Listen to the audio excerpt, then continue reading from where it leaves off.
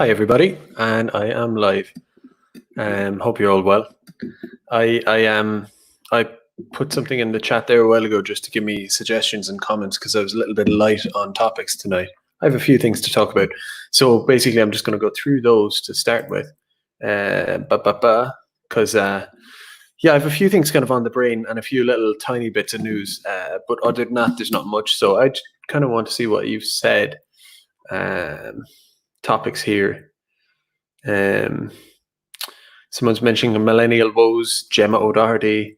Someone wants me to talk about Windows versus Apple versus Linux. I haven't a clue. I don't know. I used to have an Apple, now I have a Windows. It was kind of an accident. One thing that was kind of on my mind in the last, and I'll go back over see if anybody has questions or points or whatever to make. I hope you can hear me as well, by the way. As usual, give me 5x5 if you can. But the question kind of on my mind is someone left a comment on, I think, my video yesterday. And people leave comments all the time. I don't take them very much to heart. Like, thanks for the 5x5, 5x5. But I don't take stuff, like, I've been online and doing this kind of stuff long enough now it's not personal or I don't even, it's not the real world in a certain sense. So I recognize all that. But sometimes it raises questions. Anyway, if you see something pointed out to you online, and it was a commenter, it was a long comment. I could find it for you now. And I'm not quite sure what it was actually even accusing me of. It was just a general comment being angry with me for whatever the reason was. It was something about skirting around issues, something about, I don't know really. It's on my phone. I have it here. I should be a bit more specific, I suppose, if I'm going to talk to you about it. But it raises a question in my mind. Even though, and I don't mean to give the commenter too much credit because they didn't. It's not because of anything they intended. It just, as a consequence of what they said, it got me thinking about it. Something kind of adjacent, something related adjacently, if that's a word. So it doesn't make much sense to me, but I'll try to pick out this kind of. Basically, at the start of yesterday's stream, I commented on the Gemma and John protests, and I kind of I said, basically, I'm not involving myself in that, taking a strident position for or against them. I said that I'm not trying to take a centrist view. I'm just taking a non-aligned view. It's not my bag. It's not my cup of tea. The court case and the demonstration is not my issue, but also it's not my anti-issue either. I kind of just put it that way. And what they said was what I described. They kind of took issue with that. There are many things riddling the official narrative of coronavirus. I don't know where this person stands. And they go, so what is your function, Garrod, with is written in question marks? So it's generally just, to me, and I mean this respectfully, a kind of generalized anger or, I don't know, something, right? And I'm getting to a point here. This isn't me just bitching about someone commenting or saying something negative about me at all. I don't mind. But it's like, you are trying to squirrel around things. You seem more concerned with neutrality and objectivity. You're trying to convince yourself being neutral doesn't mean being objective. Then some compliments. You're very intelligent and well-meaning, but you need more life experience. You could be great, but you need to mature and develop humility about things. So also, I'm not. I'm like egotist. I don't know. You get my point there. It's kind of all over the place. But so I'm not sure what they're talking about, but it sparked a thought in my mind, which is speaking about other content creators and personalities, which alone is a very strange thing to me as well. The idea of, like, I kind of am to some extent, people have bigger followers than me, smaller followers, whatever. Scale aside, I am one of the content creators in this thing, and names or personalities or whatever, which to me is very strange anyway. And I think it's a very strange little world. But part of kind of linked to this world I think everybody recognizes it. A big part of it for content creators and people out there is to spend their time. And again, I'm being eternally kind of neutral on things, which will annoy the commenter yesterday even more. Again, I'm not giving out about these people. I'm genuinely not, and I'll explain why not. But what a lot of people do is evaluate, critique, and come out against some other person's either point of view or their activity or their whatever, right? So fellow peer content creators or personalities or whatever it happens to be. Internet drama, someone has said there, basically internet drama, right? And the reason I'm not saying that that's inherently bad is because sometimes internet drama is, sometimes there's an element of necessity to it. If someone in that scene, there needs to be a kind of an immune system at a certain point. Or else it's just a completely random, it doesn't, again, I'm against it being like a cult, but the idea that it's just a bunch of random people with random points of view and anything goes, everything is equally valid is silly too. It's a social kind of, any social group or any human group will take issue with itself in certain ways. But so I accept all that, but it strikes me that there's a lot of it goes on. And again, it's not all bad, but a lot of it is necessary. But for me, and again, this is a thing people don't understand sometimes, so I've watched a lot of videos. Like, think of all the channels in Ireland and all of the ones around the world and whatever. I follow those and I watch those. I just happen to make some videos of my own as well. So in a sense, I'm kind of on both sides of it in a way.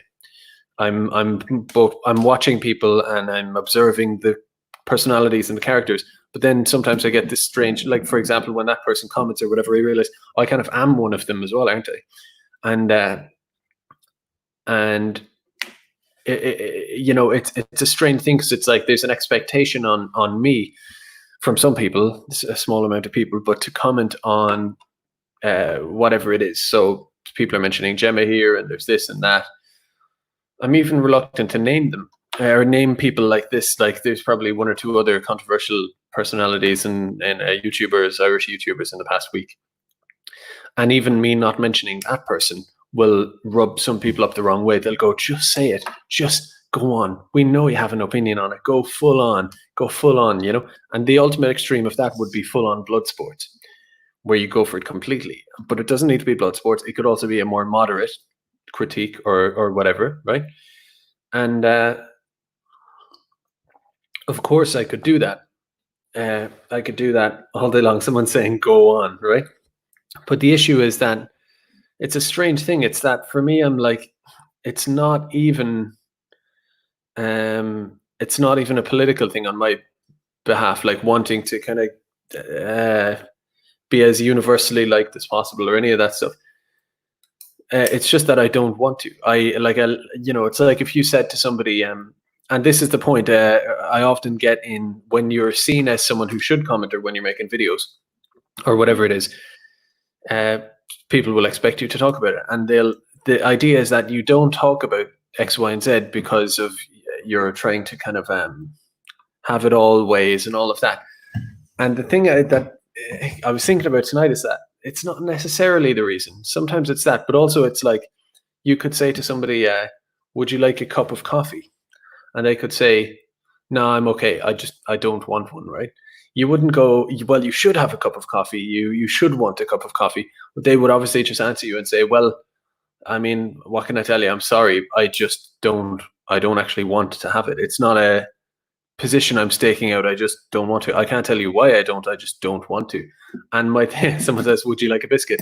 And my thing on that is, like, not speaking about other people or getting into the whole thing isn't necessarily me mapping it all out or anything. It's just kind of I just don't really want to. I don't want to. I don't want them to. I'm not particularly interested in giving my point of view on these things. If there were no one else in the world maybe giving their point on important matters, then maybe I would, out of pure necessity. But if I look around and I go, well, kind of everyone's talking about so-and-so thing, every opinion seems to be, getting given on that, then I just don't want to. I don't care. I mean, I've nothing more to say on a thing or whatever. And then also, of course, there's the blowback. So this thing that like you have to deal with people coming out kind of on you with all this stuff. The other thing as well is that like, you know, and this is the kind of classic thing where the person who's online and has their face, the person doing the video or whatever, says, "Oh, you're all anonymous, fuck you," or whatever. I'm not doing that because I highly respect the anonymity. I think there's great truth can be gotten from anonymous accounts and all of that. But there is, that said, there is the issue of people keep saying just speak my mind, but see, it's not as easy as that. It's like I don't. It's let me make my point I was about to make, right? Because it speaks to that. Is that I know a lot of these people in real life. Like for example, and this goes every which way. So you know, I'll have I don't want to name the names now. Let's say there's one or two people spearheading the anti-Gemma, anti-conservative libertarian thing, and then they're against the people who they think are you know, this and that, and all of the different people, right? Because for me, it's not like one side versus another, and I'm torn both ways. It's like there's like 6 or 7 different sides, so we have a hexagon or whatever. And my issue is one side is going, well, why don't you just come out against them? And the other is saying, well, why it's the reverse? And I'm kind of going, well, I kind of know most of these people. Like with some of the, let's say some of the Gemma crowd and the Gemma John and all of that stuff, right? I generally disagree with. I don't care about the Constitution particularly. I'll be honest. I think the optics for the COVID-19 thing, I think it's good to use, you know, it as an excuse to push back against globalism and all of that. Someone here is telling me I want to be neutral. It's not quite neutrality. Like it's strange. It's hard for me to, and even as I'm saying this now, I feel like it'll be misconstrued by some people. Some people will come away and go, he said he doesn't want to criticize anyone and he just wants to remain in a neutral position and kind of take the center ground on everything. I don't. For example, on the COVID-19 thing, I was very strident on my position on that, which was against the grain of what most people in my audience were. If you checked my comments and everything, I was getting harassed left, right, and center, getting messages and emails telling me I'm deluded and wrong and trying to explain it to me and all of this stuff. So it's not that. It's more about the personalities of it. That's the aspect I don't like. It's, you know, if you're talking about it sounds kind of, I don't know. It's not like go for the idea is not the man. Sometimes the people can be involved too. I know I'm kind of struggling around the point. It's about the kind of the, maybe to some extent it's a feeling of like the wolf circle, like wanting this kind of little bit of blood sport, a little bit of drama, and I'm just very resistant to it. I'm like, I can criticize the Gemma, John, what they're doing and all that stuff without like don't, you know, this kind of thing of don't fence it, don't do this, just come out straight up against them, or even the reverse. It could be whoever the opposite to them is or whatever. It's kind of this desire for this placing yourself and making it kind of personalized and all of that. And again, I come back to it's like, well, okay, so I criticize the Gemma John thing, the libertarian conservative kind of conspiracy theory thing and stuff a lot. I came out a bit against the ideas, just myself. Again, I wasn't coming at them. I was just saying I disagree with all, you know, X, Y, and Z. But people might want more than that. Or let's say Niall, right? Niall McConnell, and the issue there as well, right? The chat will go wild now, and all. Let's not even go there right for now. But take that, the Gemma crowd. It's like wanting that full-on thing, and I'm kind of saying, well, see, the thing with me is that I've been around the block on some of this stuff, and I know a lot of those guys, and I've spoke to a lot of them, like some of the nameless ones, people who aren't names, people who aren't, let's say, Gemma, and there's a few of them. I could have a big long list of ideological, strategic disagreements with some of them and all that, and I'm kind of like, yeah, but I kind of know them, so I don't want to come out and insult them or this or that. Or say anything bad. And I'm using that as an example. You could say, who else is there? There's the kind of Gemma Keith Woods thing. I'm just using them as the archetypes. She's that, and he's represents another political strand. You have all these people, and I do feel this slight position, and that's only 2 people I'm picking out as an example. There's also the Nile thing and this and that and everything else.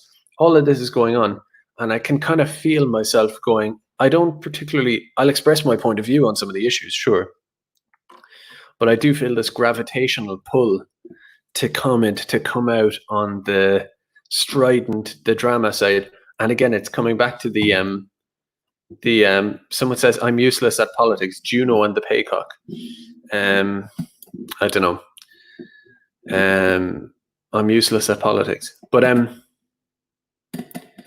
Walshy says, if you have political disagreements with your friend, that person is still your friend and you don't need to tear them down.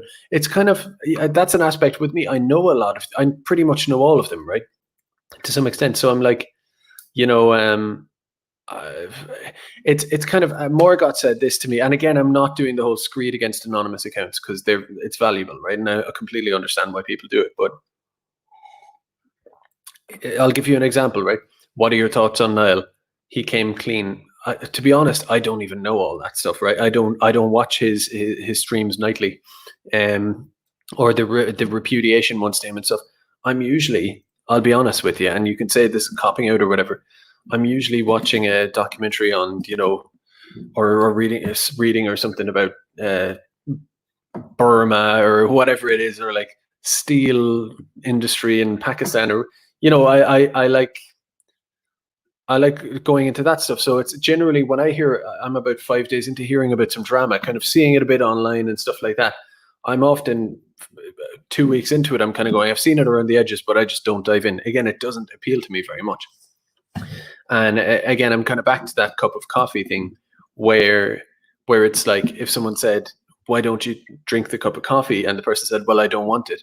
And you ask them to explain it, they would be left in a position where they're going, well, it's difficult to explain. It's just a feeling more than a decision, right? I don't decide. I just say, I don't particularly want to talk about other people too much, especially kind of people on the same scene. I don't know. It's a strange thing. If a thing comes to a point, I can talk about it. But again, there's ways to talk about something often that is less confrontational. And what I feel like is that people don't just want you to talk about it. Let's say a certain thing, a disagreement with someone. Not only do they want you to talk about the disagreement, which is one thing, and I could maybe do that, but they want you specifically to talk about it in as much of a controversial way as you can. And my thing is like, well, my nature would be to, if I were to be disagreeing with someone like that on it, my instinct would be to, if confrontationality had a meter, I would generally go down to the lower end and try to be amicable as possible on a thing, right? And it does remind me of a thing Morgoth said on his Twitter, and again, not insulting the Anons at all, right? But Morgoth, he was on Twitter, and which is funnily enough because he's anonymous, so he was speaking from experience, right? He wrote something on Twitter, and someone replied like, "You fucking asshole," or "You complete idiot," or something like that, making a point to him. They made a point and they used this language. And he was just like, what's crazy about this is that if I met this guy in the pub, he wouldn't say it to me like that, right? There's a different level of behavior in real life to internet. And to me, I just generally operate with, so the people online, whether it's Gemma or Keith or Niall or this or that, or all the different strands, and like every week brings a new fracture thing or an issue or something, right? And these could be legitimate issues. I grant that, but my take on all them is my instinct and my feeling is a real world based feeling, as in I don't feel like I'm on the internet. I feel like, well, I kind of know him or her, and I'll probably see them at some point. And so, like, if a disagreement must happen, it'll be done at the disagreement of the way you would disagree with someone were you in the pub with them. Were you in the pub having a drink with someone, it doesn't mean you couldn't disagree with them. It just means that there'd be a certain way you would go about it, right? And if you went about it the way people go about it online, you'd be seen as a bit weird, as a bit odd, right? And again, now I'll have all people coming at me because, I don't know, Critique had his video on about Niall, and it sounds like now in a way I'm passively critiquing or critiquing critique. No, it's fine. I have no issue with what people do, more or less, and that's it. Like, I don't know. It's just, to me, it just seems normal. To me, it does seem normal, and it's not. No, and I'm not saying it needs to be one whole block where people don't disagree and it's like a cult and all of that. No, you can feel free to. And if two other people want to do blood sports with each other, belt away. I might even watch it, right? But for me, it's not really for me. I just don't enjoy that. I've at many times I've went on a crusade against a kind of a point of view within the kind of general dissident right, specifically the Irish one. People who know me a bit better here will know that I often will come out against a point and want something. I'll say that can't go on, something crazy going on or something. I go, whatever. And I'll often publicly kind of make the point or whatever. But it's just I see the word negativity mentioned in the chat. I just kind of go, I mean, there's ways of going about things that are either maximally or minimally confrontational or negative. And my instinct is always to go on the minimum. And my point is that what I notice being online, being in front of screen, whatever, being on screen, is that I see this gravitational pull into that world, or into that thing, which again is fine. I'm not criticizing people who do that. It's just a me thing. And I feel myself being kind of pulled in. There's almost like a demand and maybe a slight anger if and when I don't. And the other thing as well is that I found tonight, which turned out not to be a problem, but I was worried coming on here tonight because I didn't have much to say. And I thought, and I wasn't feeling too like, hey guys, about it, and nor did I have massive topics on hand, because it's actually not that easy to come on regularly and kind of have an interesting thing to say all the time. It isn't. But I found myself thinking, what would be nice now if I just came out and did a big diatribe on like this person is wrong and that person is wrong and they're wrong and they're going about it the wrong way and they're bad for the movement and all of that. I did think that would be tempting. That would be tempting. And again, the other thing people miss out on sometimes is nuance, which is what I'm saying here is like, for example, I could get done making this video or like talking to you now, and I could see in a comment somewhere on Twitter that Gerald was saying this, and I'm kind of looking at it and going, well, I wasn't really saying that. And they could isolate a 10-second clip where they go, I have you saying it here. And it's kind of like, well, were we to be in a conversational pattern, you would accuse me of having said that, and I'd go, well, no, that's not what I meant. And we would go on. Again, it would be normal. It would be conversational. It would be social. And a social interaction comes, or a back and forth has that dynamic to it. But being on videos, again, it's the other thing I've noticed is that people will, for example, comment on the thing you said at 56 minutes, 17 seconds, and how it, and you're like, well, I didn't quite mean that, you know what I mean? I was talking for like an hour and a half, and maybe I didn't like expand enough on that point to give you my full perspective on it. So again, it's the nuance and that kind of hair trigger stuff. And I was wrestling with it just this evening, thinking, because I didn't, even just as I began the stream, I didn't decide for sure that I'm right on the fact that I should. I was actually, there was another part of me saying, well, maybe you are kind of yellow bellied or whatever it is for not like coming out straight up with your like for example, someone could say, tell us what you think about Niall or Gemma or Keith or Critique or Don or blah blah blah. I mean, again, it's like, well, I suppose I could delve into my mind and tell you everything I think about X, Y, or Z. I mean, but that would be kind of strange, wouldn't it? Like, but then some people seem to think that that's what you should do, and that the thing of integrity is to speak the complete truth of your mind, your complete thoughts on everything, unvarnished, unconsidered, just completely your thoughts about, not about a subject, I will speak completely frankly, but about people. To speak like, don't hold back on what you think, just be honest, tell us what you really think and all that. And it's like, well, that wouldn't happen in any aspect of your life for in any way, right? Like work, family, friends, whatever.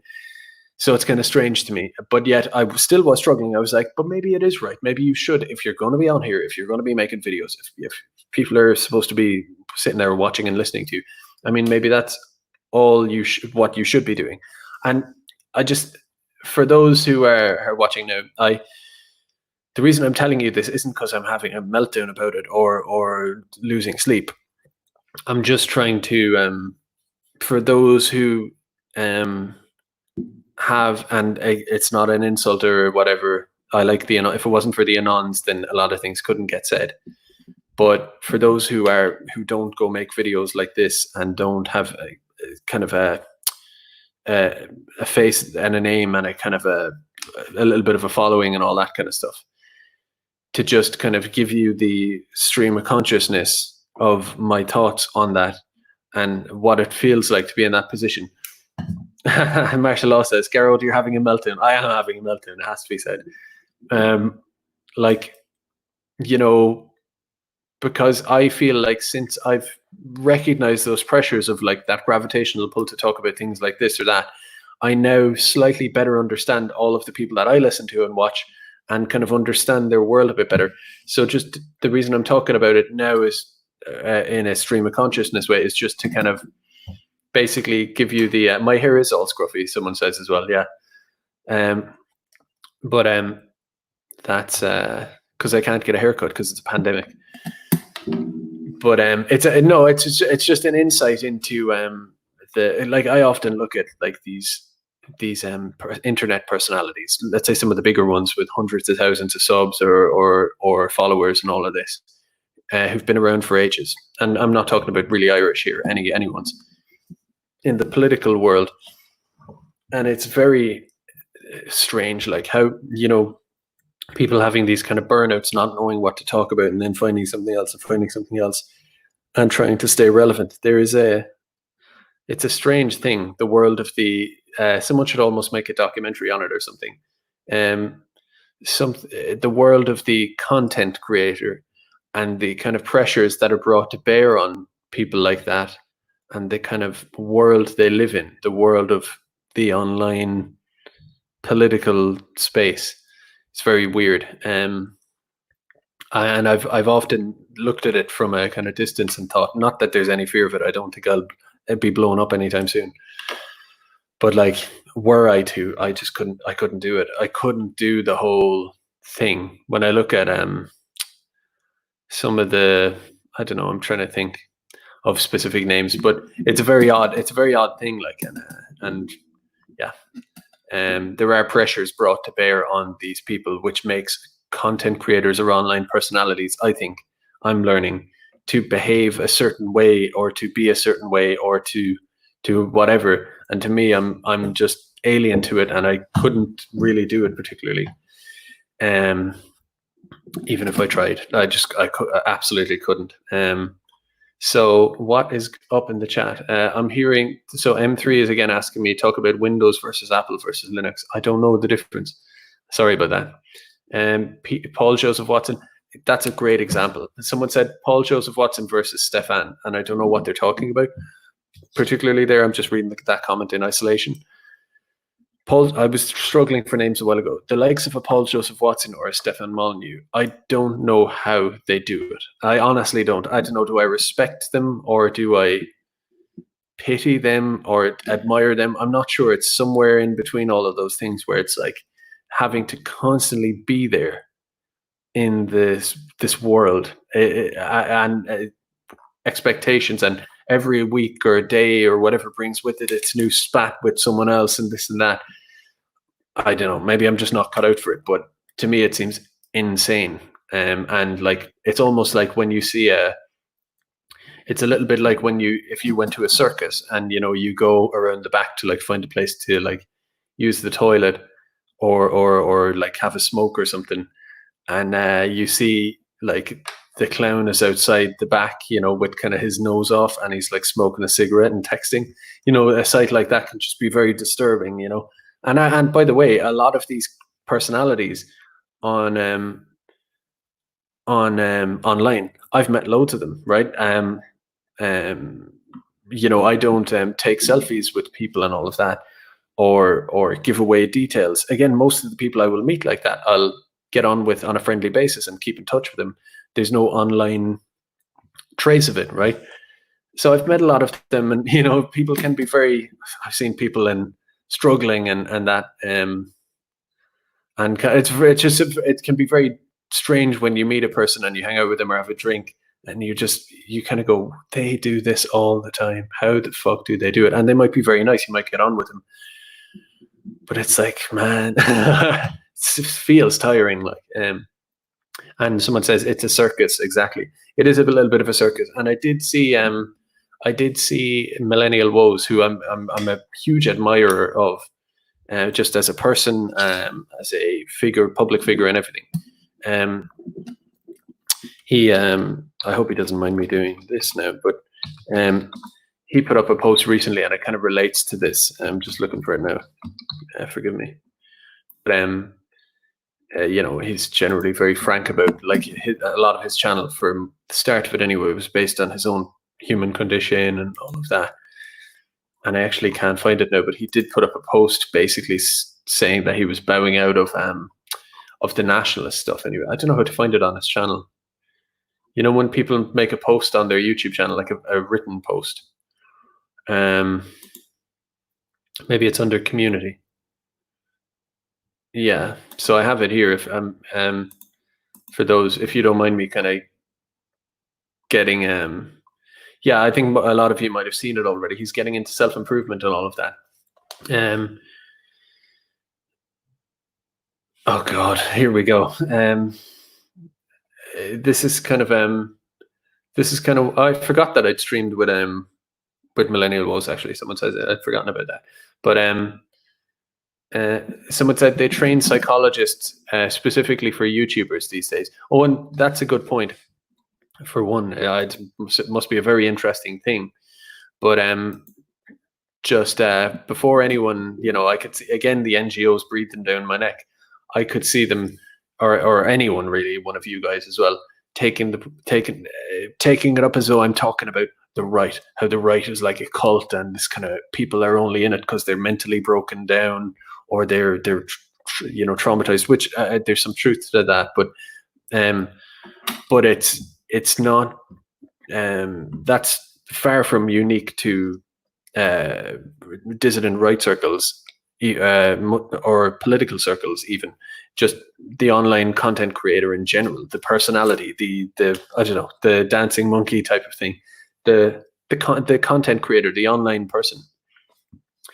So it's really not unique or specific to this whole thing of, like, if you're in controversial dissident right subjects, that doesn't help, because for one, people's financial stream gets taken away. Because at least if you're going to be a dancing monkey online and always giving your point of view and having these spats with people and doing the whole jig, at least having your audience be able to having your financial model untampered with, at least then you can go, well, it's that or McDonald's or something else. So at least you could enjoy the ups. And then when you're in the downs, you could say, well, it's a job like any other. But when that gets fucked around with as well by the payment processors, by all of the persecution and all of that, that aspect makes it worse, obviously, for the right-wing content creator. And makes it harder for them, obviously. And the fact that, so they might be caught between, like, I don't know, they sacrifice their corporate or career ambitions for this, and it rewards them because they have look at someone like and again, I don't know this guy, I'm not judging or I don't know his situation at all, but someone like James Alsop is a good example to me, a guy who is really well-rounded and all of that, and went down this road making content, had like 500,000 subs, really, really personable, nice guy, great videos, great content, got very good at it, and then they when I say they, I mean the entire system pulled the plug on him, and so it leaves him to deal, so and he's doing great content at the moment, and I hope he's doing well, but they put people in that spot, so that's bad. But again, my overall point is that this whole idea of like YouTubers needing psychologists is not at all unique to any political realm or anything specific. So I want to go back to the chat a little bit here, but here's my point: is it is strange. So I mentioned woes, and people are saying like this and that, different things about him that I don't know are true or not. You know what I mean? I don't follow it. There's kind of like accusations. Here's one again. This could be a Fed. This could be a person who's completely sincere. I don't know, but it's this random account here. No offense to you if you're a real nation state calls itself. It says never trusted that woes. And again, it's like, it's such a strange world to say that about people, like, that you don't know. It's strange the way nobody trusts each other, or there's this kind of like, as in, it's not that nobody trusts each other, but you'll always have people pointing fingers and getting weird and stuff like that. So I don't know what actually is the story. People are trying to say the woes thing is based on this and that, and there's all this stuff going on. I disagree. I don't know I don't follow all this stuff, but from my experience or knowledge of woes, he's been saying this for a long time. He's been getting at this point. So the idea that it's a sudden this or that just doesn't strike me as likely. It's it's his own personal thing, obviously, but he's one of these people that gives you a window into it a little bit because he speaks forthrightly about his own experience. But now that I brought up this kind of thing, yeah, he's just bowing out of the politics stuff. One thing I do hope personally is that he keeps making videos about whatever it is he wants to make videos about, as opposed to not making videos. Because I'd basically miss his uploads. To be honest, it would be very strange if he just went away. He's one of those guys you would very much not want to see or have that happen. But yeah, so I don't know what I was talking about there. Just kind of going on about that kind of the psychology of the online world or whatever, and just that feeling when I got that comment yesterday. It's just a random comment. I get them all the time, but for some reason that one struck me. Maybe it's because it's cumulative, and I've gotten a few of them, and that one just got me finally thinking. I just kind of thought, am I in this thing? Am I like supposed to be one of them, or supposed to be? I don't know. Maybe I should just shut up about it now. I've made my point, but my point being that it's a strange kind of world. But yeah, actually, it's another thing. This is kind of related. I have it here on my post-it because I didn't have much. There's not been groundbreaking stuff happen today. Someone says, "You do you, dude." Yeah, no, I do me, and the reason I'm telling you isn't again because I'm worried about it or whatever. I just thought, it'd be a fine thing to talk about, wouldn't it? To just give you my perspective about it. So something else that just struck me earlier, I woke up this morning and had a kind of look at some of I don't know, I just pulled open my YouTube or checked my phone, my emails and stuff like that. And in my YouTube recommendations was Tim Pool on Joe Rogan Experience, right? And he's an example of one of these people, like Paul Joseph Watson or Stefan Molyneux or any of them. And Tim Pool, and he's on Joe Rogan, and he was on Joe Rogan before talking to Jack Dorsey. And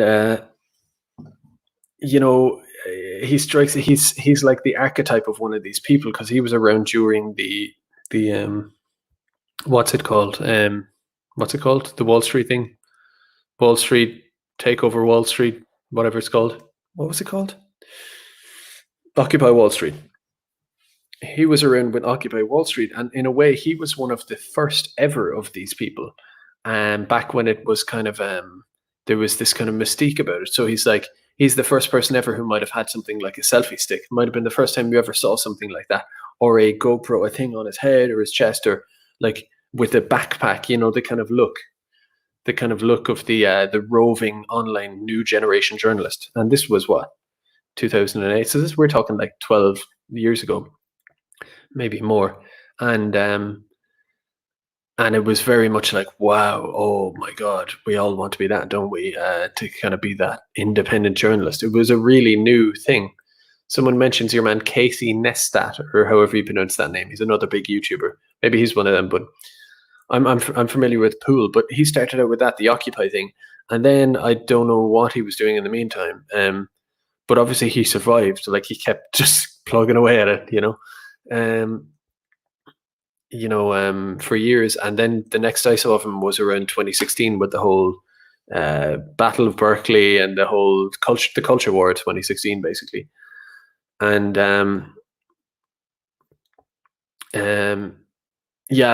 so he was doing that, and he got really into it with the Lauren Southerns, the Brittany Pettibones, and this kind of dissident right at the time, the kind of trendy, like, youthful. It was very interesting at the time. Lauren Southern, everything around all of that.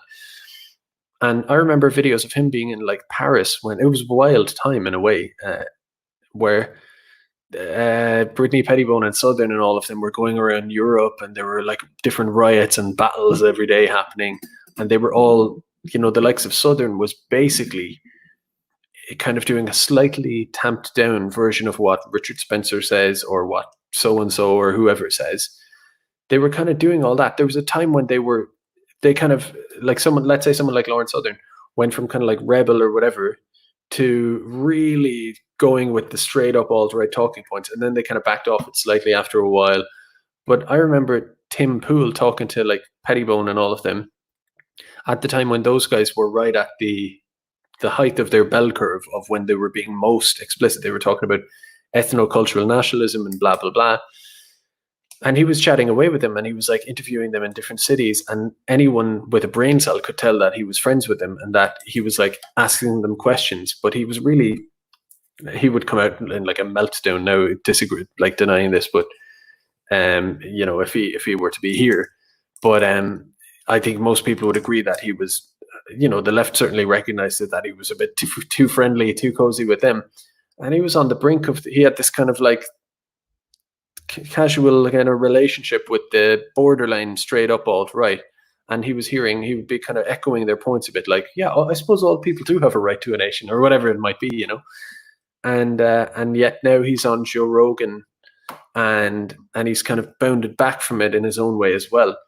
And it does get me thinking of like the way, after a few years of seeing these personalities, how the things they need to do to survive, like, because I can tell you that like the natural instinct would be you have a year or two where you're kind of really fascinated by it all, and you've a lot to say and all of that.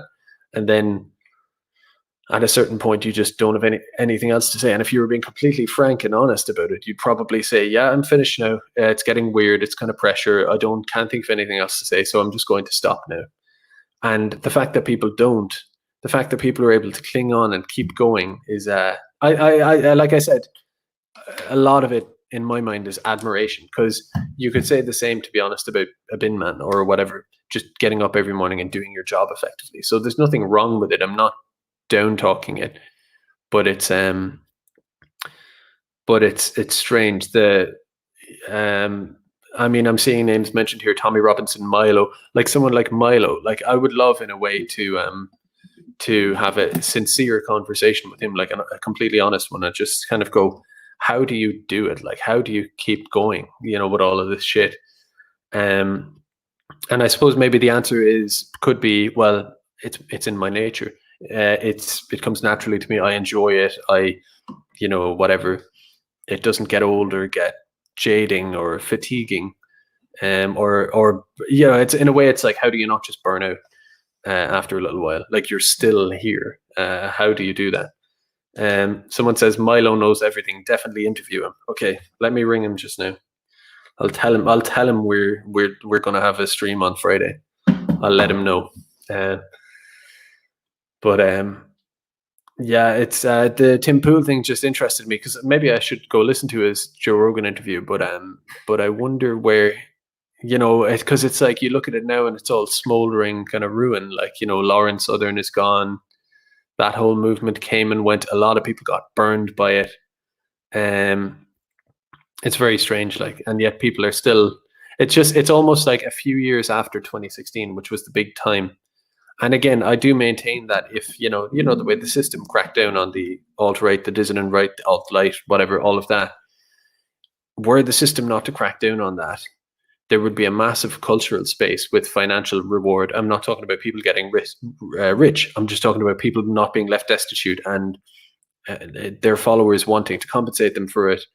That just being allowed. Just if the internet platforms and all of the various things, if they just allowed it a free, neutral, fair internet, then I think those people would have been able to grow and sustain themselves and keep going. But yet, they came in with the Kalashnikovs kind of thing and just left a smoldering ruin. And you had a few people kind of just waking up 5 minutes later being like, what happened?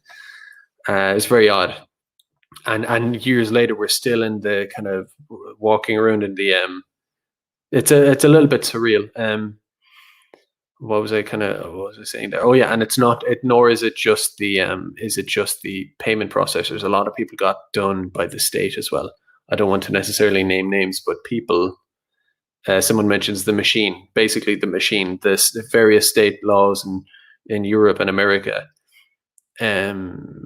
Persecuted people directly, people's lives getting ruined and stuff like that. I mean, and to me, that's one of the scariest things I've ever had to learn, is that it's a scary prospect. People who stick their head up on this stuff can get really done. Is this like, I didn't mean to come on and give you a black bill here, but yeah, someone says Alex Jones is still surviving. I mean, he's kind of like, he's a different story altogether, isn't he? But so I don't know what I would be interested in the YouTube psychologist, and it's often struck me as well, is that there are people in kind of the dissident right. And again, I'm not saying that all dissident right people are mental, or being in the dissident right inherently makes you unstable or this or that, because it doesn't. It's universal to all sorts of people. But what is interesting is that you could have a personality in the dissident right, let's say, and they like, for example, someone who's a YouTuber who did very well and they had a big moment in 2016, 2017, and then the state came after them. They got destroyed, they got all this, but then they managed to limp on and they're still creating and they're still doing their thing. But they have, it's a tough thing. I mean, it's dramatic that they should probably see somebody, right? In a sense, they should see somebody to talk, because they've had a really tough time. That's scary, right? For anybody. And yet, if they were, I do kind of worry sometimes that if they were to go to see someone professionally and say, I am, whatever, I'm anxious or this or that or whatever, they would almost be diagnosed via their politics. So it's like, well, you're in this dissident thing, and maybe you're in it because of your issues or whatever, and they almost wouldn't get anywhere. In a sense, it would almost be good to have like a professional, for example, like someone who's an accountant. They work in accountancy and they don't mind their job or whatever, but they want to see someone. No one would say, well, this accountancy stuff is terrible, or whatever. They wouldn't have their passions or their career or their interests kind of attacked or undermined as a driving cause of their reason for being there.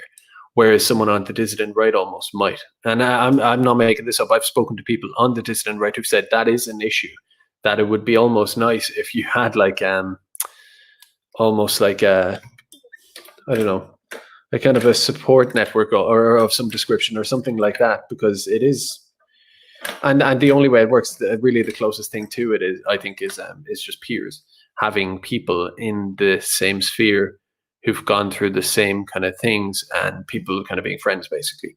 That kind of obviously helps, which is again comes back to the thing of why I don't want to like come out with other people in this kind of thing in Ireland and be like burning massive bridges with them because of some like this week's latest like perceived ideological thing or whatever, because it's like, well, I kind of know that person, you know, or whatever.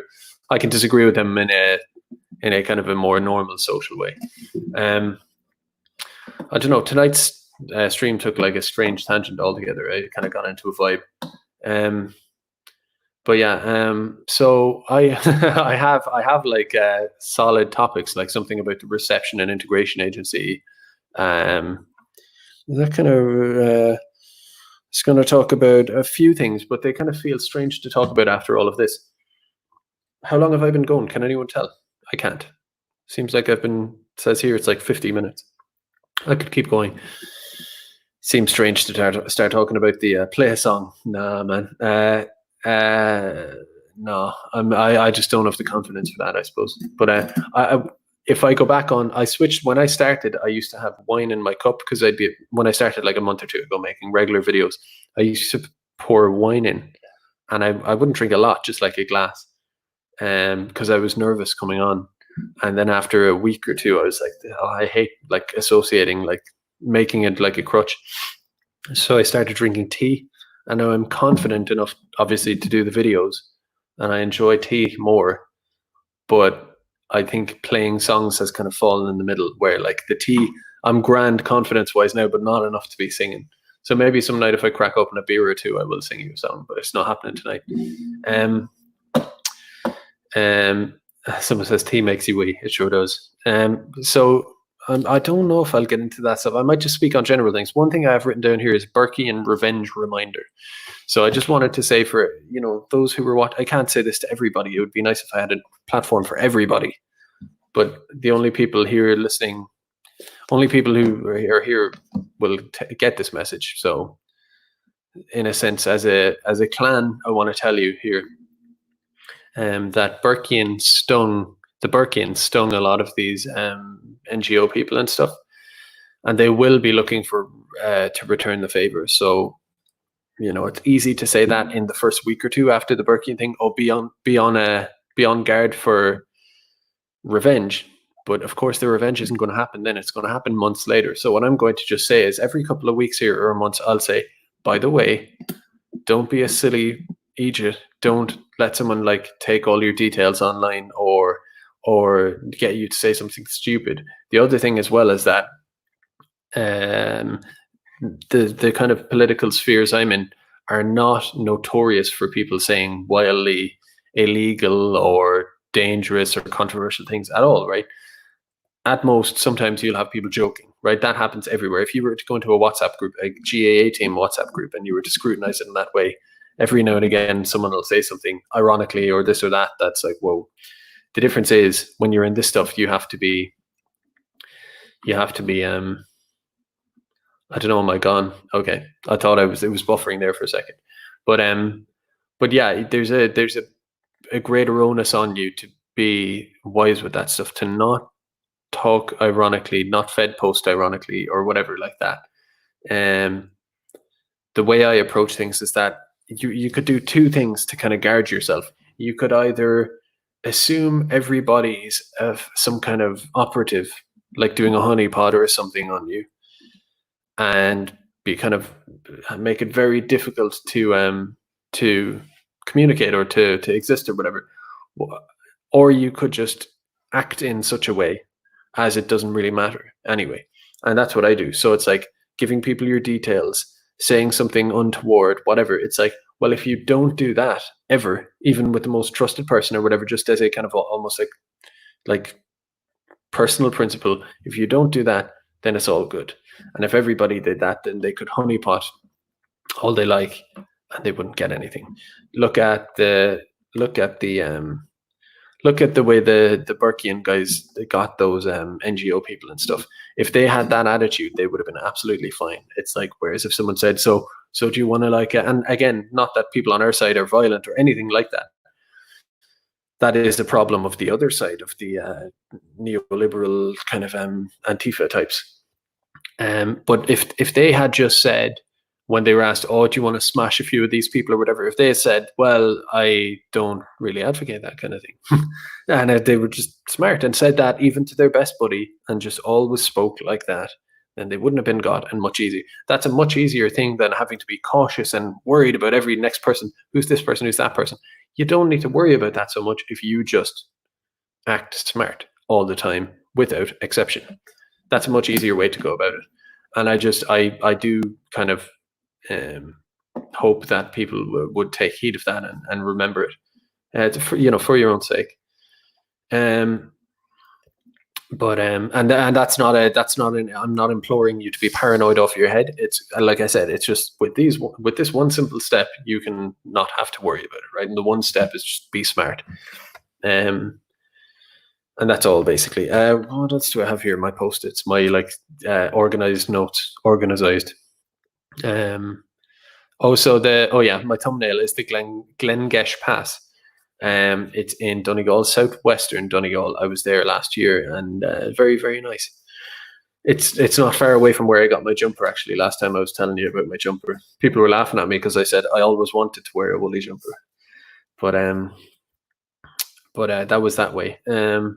21 cases of COVID. It feels like weird talking about the news after having a big ramble. There are 21 alleged cases of COVID-19 in Cahir, according to an asylum seeker there. Also, I was contacted by a person who would be on, let's say, the other side of the debate, the asylum debate.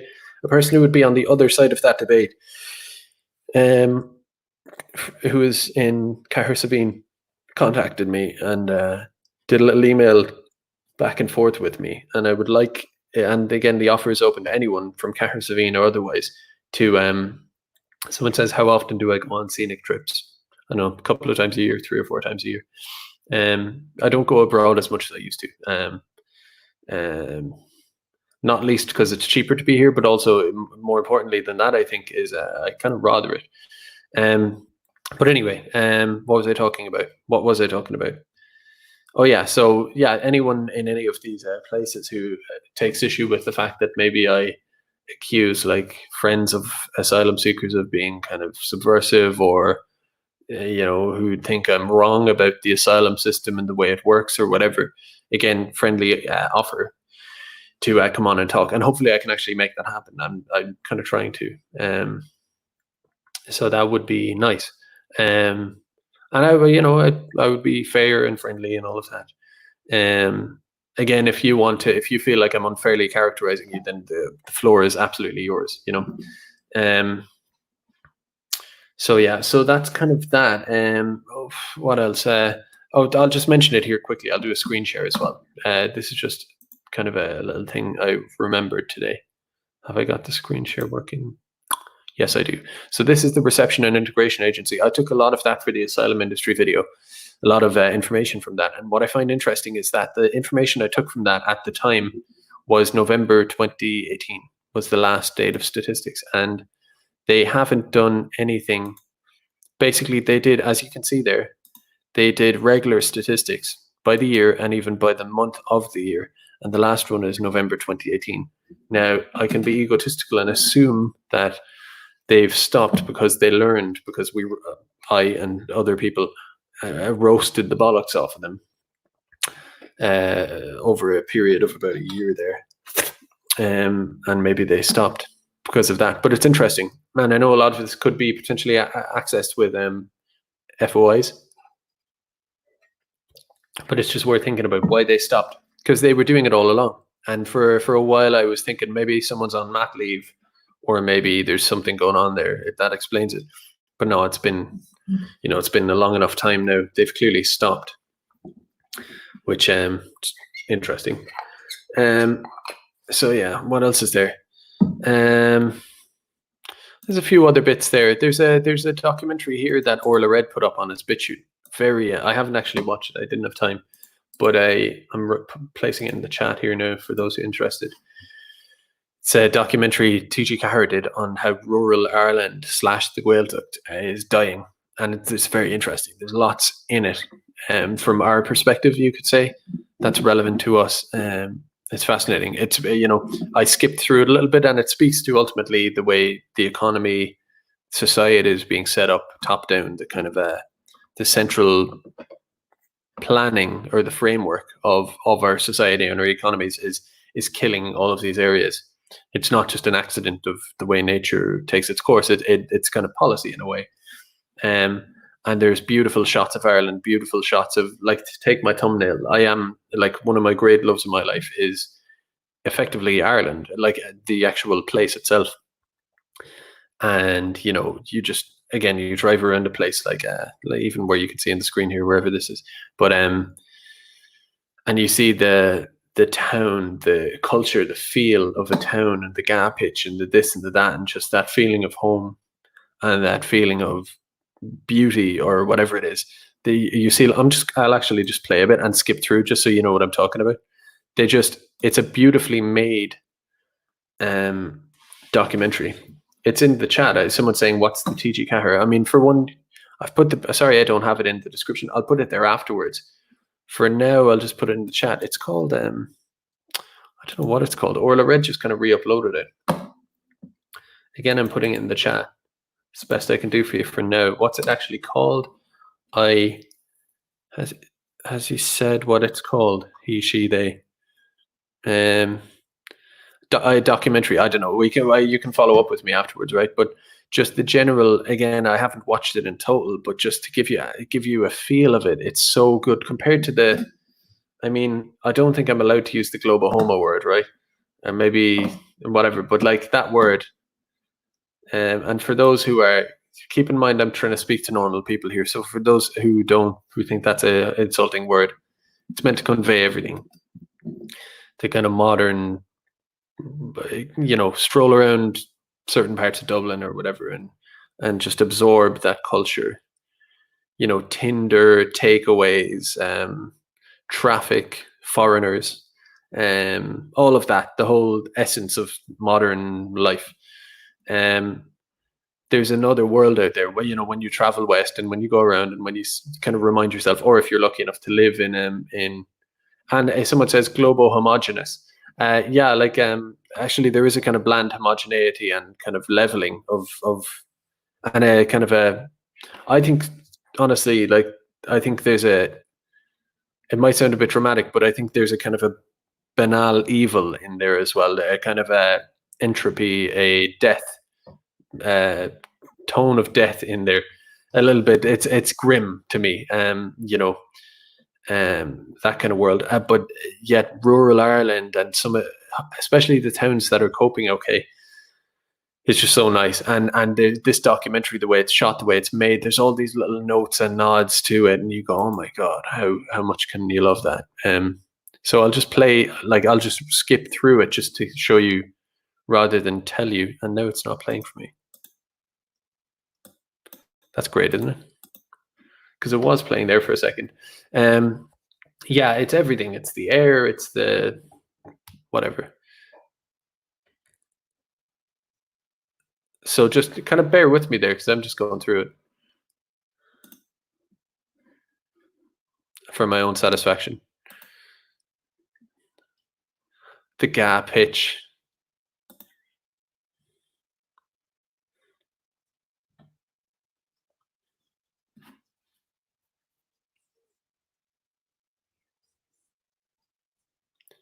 By the way, I only have a few cúpla focail as Gaeilge.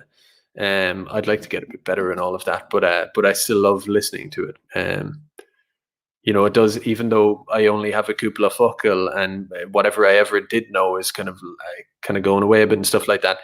When I hear it, I don't claim that I understand most of it, but yet you understand a lot of it, and what you don't understand, it still sounds familiar. So it's a lovely, familiar, natural thing. And a lot of people argue as well. I've heard these kind of points made by some people here or there, that there's something about language is kind of genetically built into you.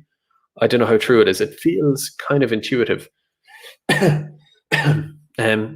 feels kind of intuitive that you know, your ancestors speak languages for thousands of years. It's almost like the way if you take a child who's never seen a snake or an image of a snake, or people say this, that they'll inherently know it's dangerous because of like epigenetic or built-in kind of genetic memory. Same with that's why they're afraid of the monster under the bed, because there was a time when there were actually wolves and lions and stuff. So it's built into you, and that maybe there's an element of kind of accumulated linguistic familiarity kind of in your bones. So I do like, even though I can't claim to be a Gael Gore, I do like listening to it.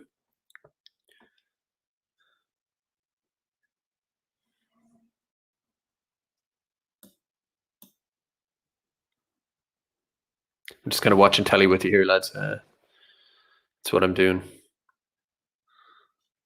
There's a line they use here where they say, I'll just wait for it because I love it.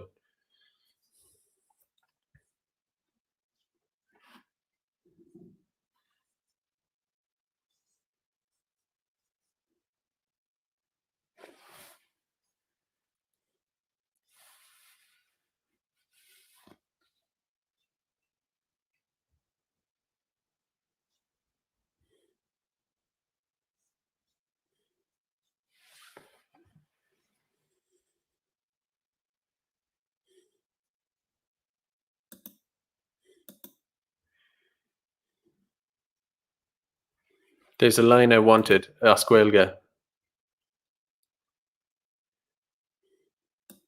Hold on. It is.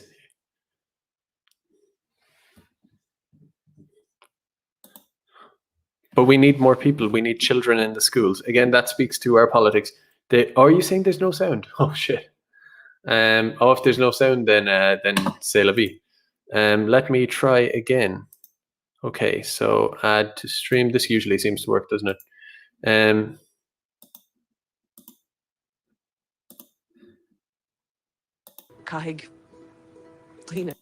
Yeah, let me know if you have sound. I didn't realize. Sorry, I was kind of getting absorbed by the video. Did you get sound? Let me know. Tell me.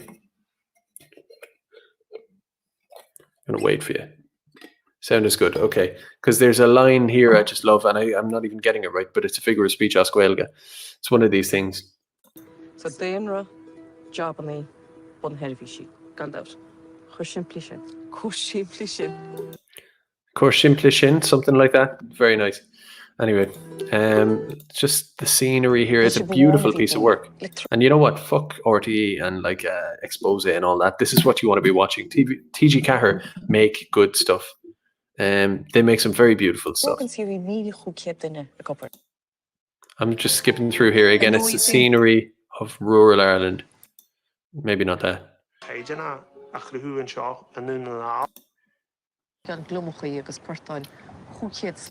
Look at that.